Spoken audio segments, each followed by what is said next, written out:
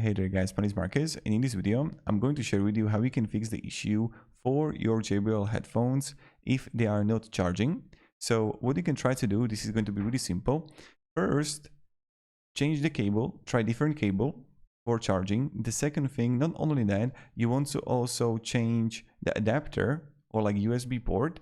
And then what you try to do is that if you can have it turned on, what you can do is hold the plus and minus button at the same time and press them for about 10 seconds. So when I'm going to press them, the lighting is going to switch off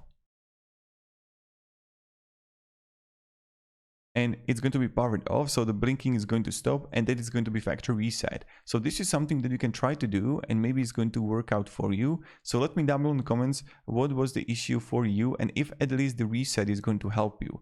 If not, I hope you're going to find a solution and let me down below in the comments what kind of issue you have. So have a great day and goodbye.